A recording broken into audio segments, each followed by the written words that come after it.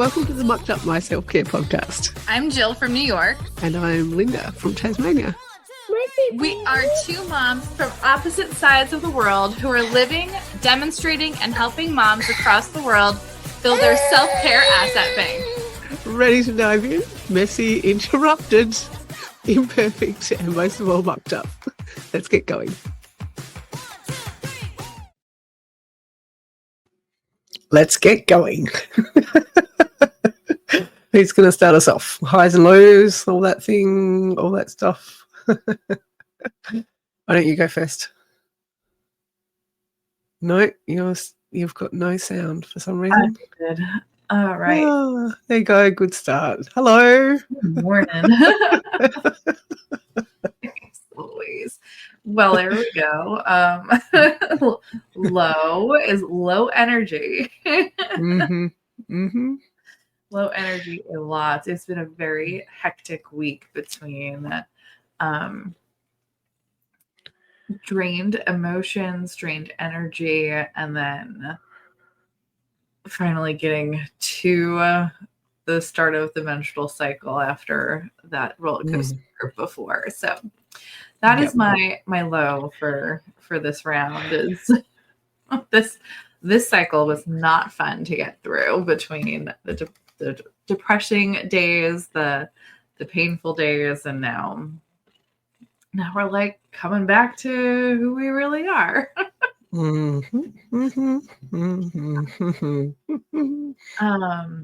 let's see. My high for this time is let's say that the joy that I was able to find to bring myself out of some funks this week. So I tried to make date night okay. It didn't go that great. So Thursday, I tried to find a little bit more joy in my day the day after. And Saturday, after our summit, there was a lot of napping, which was very joyful in my opinion.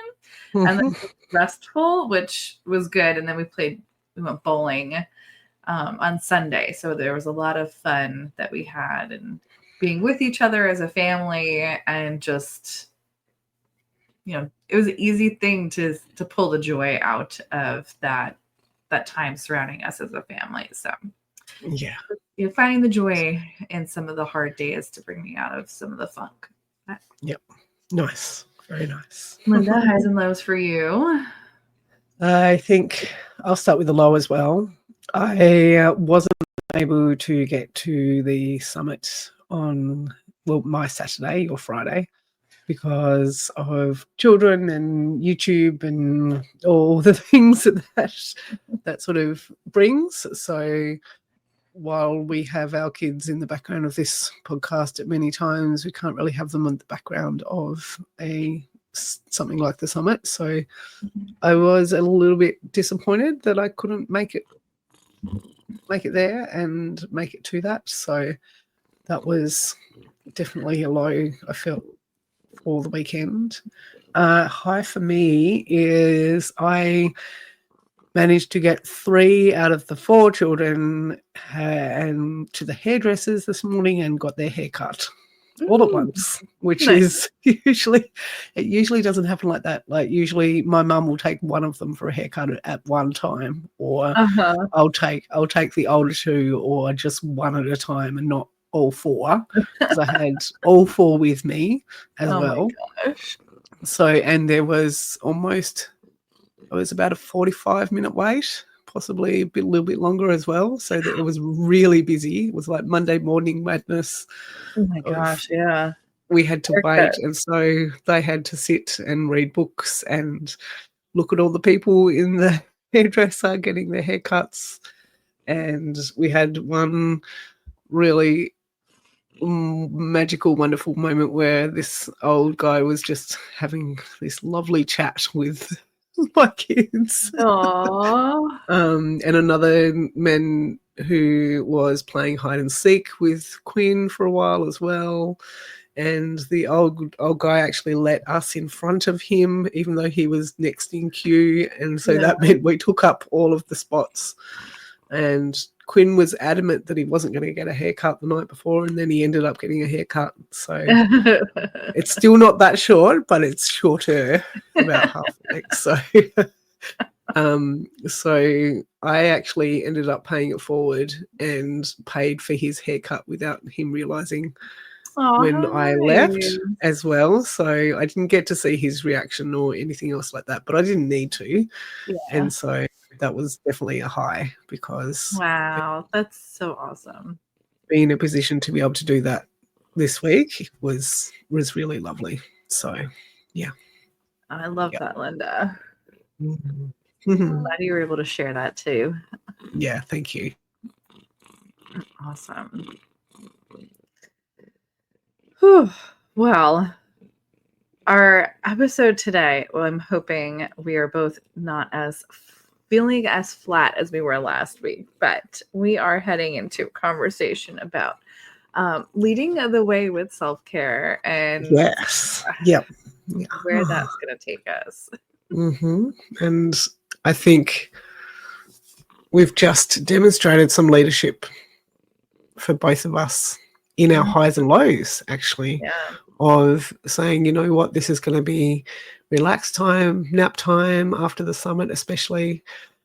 Things like the summit are a great way for us to share our experience and lead the way for others as well. Yeah. Putting self-care as a priority, definitely, I think, is how we can lead the way with self-care. Mm-hmm.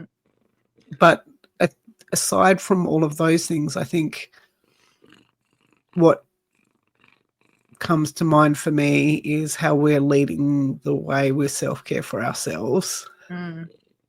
And not necessarily for a ego-inflated sort of look at me type of way. Like the hairdresser was perhaps a good example. I didn't need to see, or he didn't need to know anything further. He would have just got a nice surprise after he'd finished. And he didn't know who I was, really. He chatted to my kids, and in some ways he felt a little bit like part of the village type of environment in a way, because he was helping me when I had 4 kids who were getting a bit itchy and restless, and Sigrid was ready to rip up the magazines and all sorts of things. So yeah, it's how do we lead for ourselves when no one's watching? Yeah, I think you have a great example with that. And I think being aware of like that even strangers can play a part in our village. And you know, sometimes we can be very hesitant in letting our children make a ruckus or interrupt other people while they're waiting. Meanwhile, they're just waiting, just probably as bored as we are. We just happen to have the chaos that came with us, and they don't have the chaos that came with them. So why not let them step in? And I think that also is an example of you leading for others in your self-care. Yeah, okay, go for it. Take my child's attention for a little bit so I can sit here less aggravated while trying to corral 3 other ones at the same time. Yeah, exactly. So allowing others to step in even temporarily, I think is a great way to acknowledge that too. And allowing others to step in isn't always easy. Yeah. I think back to the example you were talking about on an earlier podcast episode with your neighbor, and just offering help, but it not always being easily accepted or things like that. It can be hard to allow help sometimes, especially when we want to be this image that is upheld of leaders in a way which is tough and strong and bold and essentially sometimes doing it all themselves. And that's very incorrect in the way that that's been portrayed to us. Yeah, because I think a good leader is asking for help, is getting listening. help. Yeah. It's listening. It's having integrity as well. It's being able to admit that you were wrong, or admit that you need more self-care, or admit that, hey, I'm not doing so well today, or I didn't do my self-care today, or I just need to phone a friend and vent about this thing today, or my self-care is going to be taking a shower, or going to bed early, or just reading a book for too long. What is too long? It's yeah, it's a self-awareness, I think, that can really help when we are talking about the leadership required. Yeah. Yeah. And I think on the point of like, especially like my neighbor and asking for help, I think when it comes to asking for help, that is being leading the way, is, who I'm then being proof to myself that like that's self-care in itself. Then I'm doing good self-care by asking for help. I'm allowing myself to get better self-care if I ask for help, as well as, if I'm asking my neighbor who I know she needs good self-care too for help, or, she's, I accept her help, I think might be the bigger of that, not just asking for the help, but actually accepting it. Okay. I guess we're gonna have an interruption this morning. Still sleepy-eyed.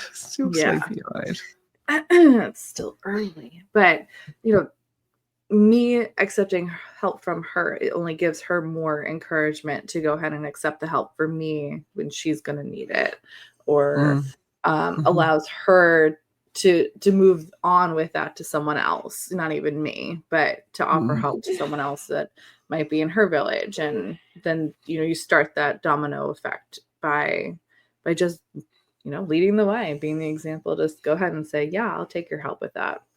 Yeah, exactly. Yeah.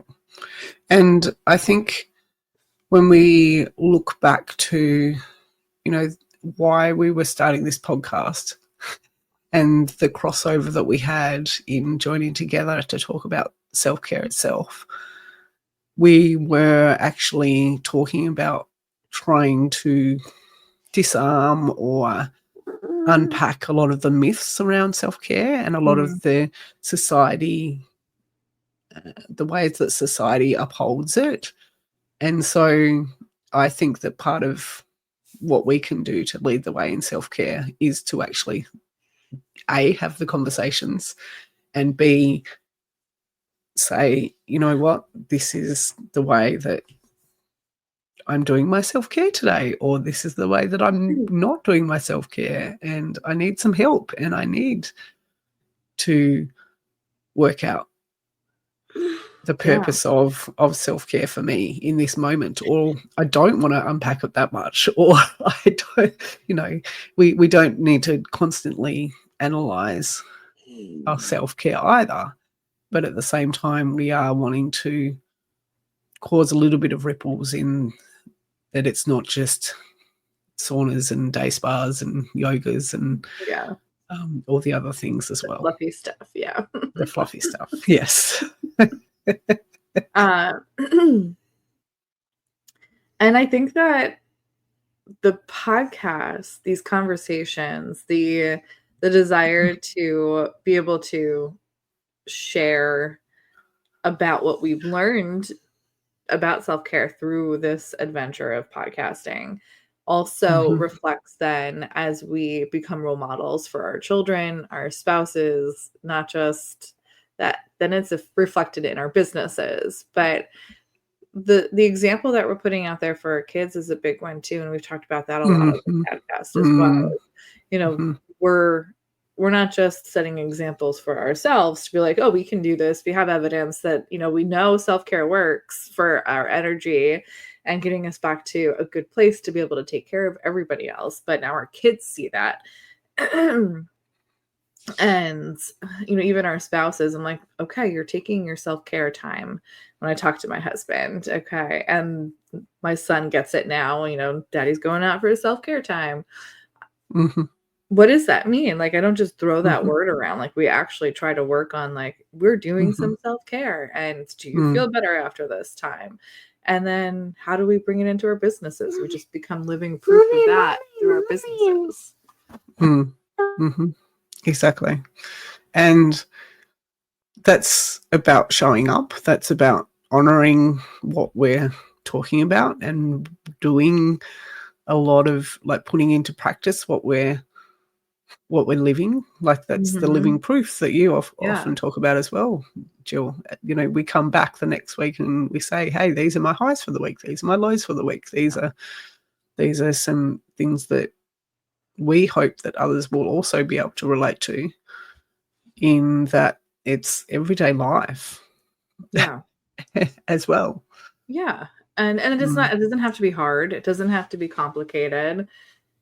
And then it can fit into our everyday life. Like, it can fit into a 5-minute opening in your calendar. It can be what you base your business around. It can be self-care, could be anything that you find that makes you have joy in your life, that replenishes your cup and fills your energy back up. Like, we can really find where it fits, and then we can just model it for others that way. Like, it's surprising to see all these places that we've found self-care in. It's surprising to me. Every time we're like, oh, look at that. I bet you someone else would never have thought that it could be some self-care for someone. Like, we might be a little crazy in thinking that, I get self-care out of picking up the dog poop in my backyard, but hey, as long as my feet are in the grass and I didn't step in it, we're good. Yeah. Yes, it's great to think back and look at how we've also grown as well. So yeah, there's lots of benefit there. So, in looking to the future, how do you hope that you're going to lead the way with your self-care? I think continuing these conversations is definitely one of the ways, but also just still, like, being out loud about it. Like, we have in the notes to mention some of the things that I've been working on, but it really is how I'm being living proof through the book that I've written, through the village that I've started, that you're a part of too. Like, just those conversations, people just don't know what we don't talk about. So I think expanding conversations is really where we need to head towards. And what I think I'd like to start dabbling in for the future is really, like, not just having conversations between you and I. We're going to circle around all these same topics over and over again, but continue to grow and see changes in our answers for these topics and, like, what we want to share about, because motherhood is ever growing in our arsenal of conversation. So I've seen a lot of growth in you as well, which is amazing. So what does the future of self-care and leading the way to it for you look like, Linda? Oh, goodness. What are you hoping for? I think for me, I definitely can lead better in being more intentional with both my self-care and my relaxed time and my work time as well. I do flip-flop all over the place sometimes, or want to throw it all in the sink, down the sink at certain times. So I think that's one thing that I do need to definitely improve and would like to improve as well. So I'm going to see how we go with that one. You are practicing always, especially with that planner. So I know you have the drive in you to get through that this year. I look forward to that. Watch out. Yeah, right. Yeah, setting intentions. I like it. Yep. So until next week. We hope you can unstuck your Mac. Bye. Bye.